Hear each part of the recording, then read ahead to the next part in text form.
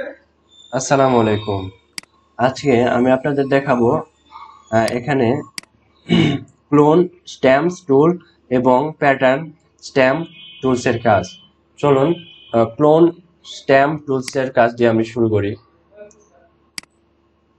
Size ছোট করে নিলাম। আমরা ফাইল থেকে একটা ফাইল ওপেন করব। ওপেন ওপেনে গিয়ে এই হাঁসের ছবিটা আমরা ওপেন করি। ওপেন এরপরে যে রেজুলেশন অনেক কম, এই জন্য সমস্যা। Control plus.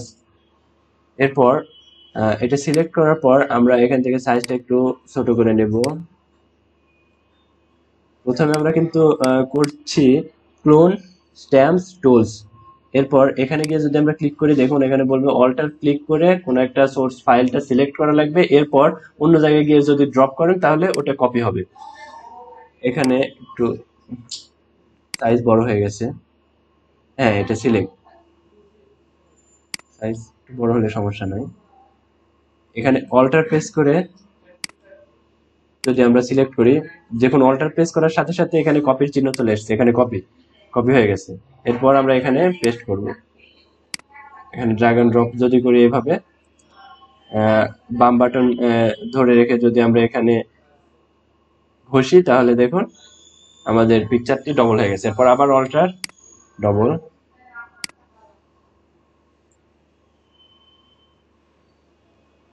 আবার অল্টার ডবল।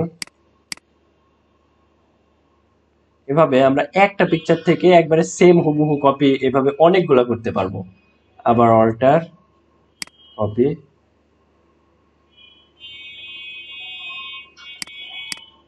এটার মাথা কেটে গেল।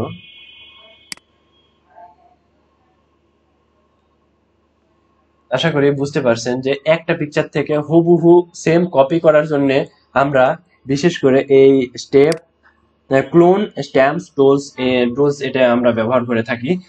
বিশেষ করে দেখা যায় যদি আমরা টবে একটা ফুলের ফুল ফুটে থাকে, ওই একটা ফুলকে আমরা পুরো পিকচারটায় মানে পুরো ব্যানারটায় আমরা ফুল দিয়ে একটা ফুল থেকে ওই হুবহু ফুলটা কপি করে ভরাই দিতে পারি।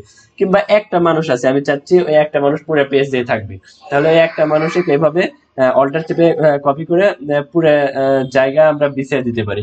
মানে এটা একবারে হুবহু কপি হবে, মানে যেই পিকচারটা থাকবে আমরা যেটা অল্টার পেস্ট করে কপি করে নিব, এটা মানে হুবহু ভাবে অন্য জায়গায় কপি করার জন্য আমরা এই টুলস ব্যবহার করি।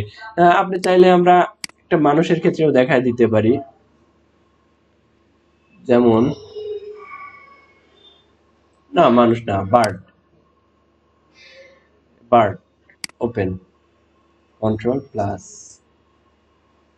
আর আমরা চাচ্ছি এই আহ, পাখিটার এই মাথাটা এখানে কপি করব। তাহলে এখানে গিয়ে অল্টার প্রেস করব, অল্টার ক্লিক। এরপর এই মাথাটা যদি এখানে আমরা, দেখুন একবারে হুবহু কপি হয়ে যাবে মাথা। এভাবে আপনি পুরো শরীরটাও কপি করে দিতে পারবেন। এইভাবে আমরা হুবহু যেটা আছে ওইটা কপি করার জন্য আমরা এই টুলসটা ব্যবহার করে থাকি। এরপর আপনাদের দেখাবো প্যাটার্ন স্ট্যাম্প টুলস। এটার কাজ কিভাবে করে দেখুন। আমরা প্রথমে একটা পিকচার ওপেন করে নিই।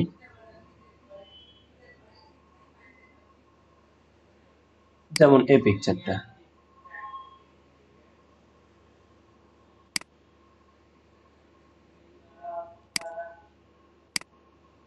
এখানে যদি আমরা এটা সিলেক্ট করি, প্যাটার্ন স্ট্যাম্পস টুলস, এটা সিলেক্ট করার পর আমরা ব্যাকগ্রাউন্ডটা কপি করে নেব। কপি। এরপর আমরা যদি এখানে ড্র্যাগ এন্ড ড্রপ করি, এখানে একটু আমরা সাইজটা বড় করে নিই। সাইজ বড় করে নিলাম। সরি, একবারে 5000 বেশি হয়ে গেছে, বেশি বড় হয়ে গেছে।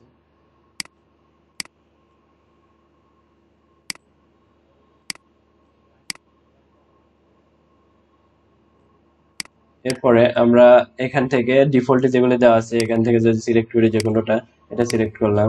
এরপর যদি আমরা এভাবে ড্র্যাগ এন্ড ড্রপ করি, দেখুন মানে সহজে আমরা আমাদের পেজের ডিজাইনটা চেঞ্জ করতে পারি। এখানে ডিফল্টে যেগুলো দেওয়া আছে এখানে দেখুন, এখান থেকে এখানে আপনি ইচ্ছা মতো আপনার সাইজ করে নেবেন। হার্ডনেস চাইলে একটু বাড়াতে পারেন। হার্ডনেস বাড়ায় একটু দেখাই। হার্ডনেস বাড়ানোর পর এটা দিই, হার্ডনেস মানে ক্লিয়ার একবারে পরিষ্কার বেশি হবে হার্ডনেস বৃদ্ধি করলে। এরপর আমি আপনাদের দেখাবো কিভাবে আপনারা একটা নতুন আপনাদের ইচ্ছা মতো একটা ক্রিয়েট করে এটা পুরো পেজ বিছায় দিবেন। এটা কিভাবে করবেন, এটা আমরা এখানে একটা ইমেজ অ্যাড করছি, এই ইমেজটা চাচ্ছি এটা আমরা পুরো পেজে শুধু এটাই রাখবো ব্যাকগ্রাউন্ডে। এটা কিন্তু আমাদের ব্যাকগ্রাউন্ডে আসতেছে, এর উপরে আমরা পিকচার বা অন্য কিছু অ্যাড করে আমরা কাজ করতে পারি। ব্যাকগ্রাউন্ডে এখানে ডিফল্টে কিছু দেওয়া আছে, ডিফল্টে দেওয়া আছে, এখান থেকে আমি আপনাদের দেখালাম।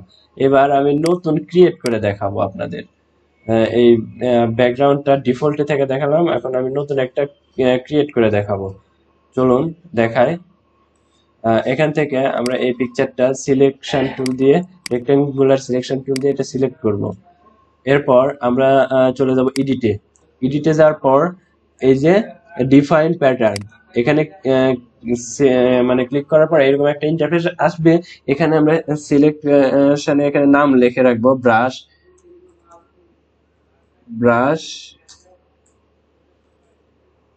টুলস। ব্রাশ টুলসে মানে নামটা দিয়ে সিলেক্ট করলাম।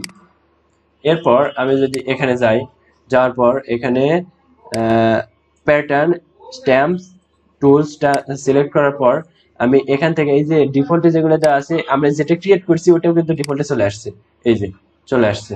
আর চাইলে এটা আমরা এখানে পেস্ট করতে পারি।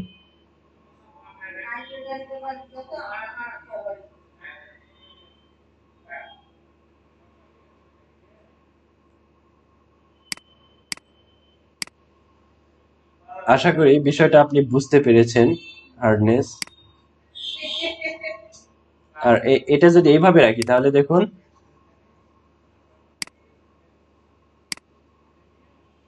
নতুন একটা লেয়ার নিই,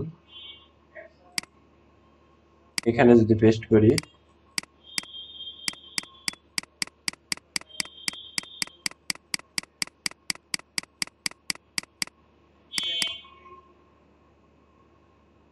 এখান থেকে আমরা এডিট করে নিতে পারি।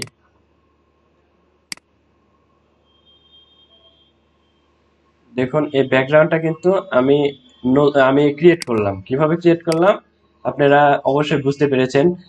না হলে পিছনে পজ করে পিছনে থেকে আবার দেখতে পারেন। আমি আরেকটা নতুন ইমেজ দিয়ে দেখায় দিই। ওপেন, যেমন ধরেন ব্যাকগ্রাউন্ডে থাকবে ডগ। এটা প্রথমে আমরা রেক্টেঙ্গুলার টুলস দিয়ে সিলেক্ট করব। এরপরে আমরা এডিটে গিয়ে ডিফাইন প্যাটার্ন, এখানে একটা নাম দেব ডগ। এরপর ওকে। এরপর আমরা নতুন একটা ডকুমেন্ট ক্রিয়েট করব। সরি, ওপেনে গেছি, ক্রিয়েট নিউ, এরপর ক্রিয়েট। এখানে যদি আমরা আমাদের যে ক্রিয়েট করা যে প্যাটার্ন স্ট্যাম্প টুলস এর সাহায্যে ওই ক্রিয়েট করা প্যাটার্নটি এখানে পেস্ট করতে পারবো। কিভাবে, সরি কন্ট্রোল জেড, এখান থেকে ডিফল্টে যেগুলো দেওয়া আছে এখানে এই যে ক্রিয়েট হয়ে গেছে কিন্তু আমি যেটা ক্রিয়েট করছি। এরপর এটা পেস্ট করার জন্য এই যে দেখুন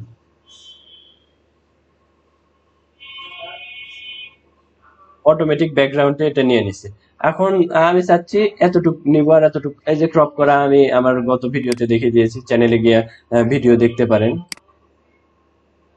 ক্রপ করে নিব যত আমাদের প্রয়োজন নাই, ইন্টার দিলে ক্রপ হয়ে যাবে।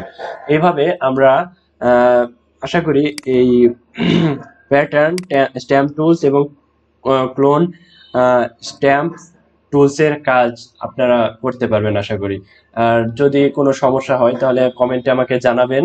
আর ভিডিওটি ভালো লাগলে লাইক, কমেন্ট, শেয়ার, সাবস্ক্রাইব করে আমাদের পাশে থাকুন। আর নতুন নতুন ভিডিও পাওয়ার জন্য সাবস্ক্রাইব করে বেল আইকনে ক্লিক করুন। আজকের জন্য আসি, আল্লাহ।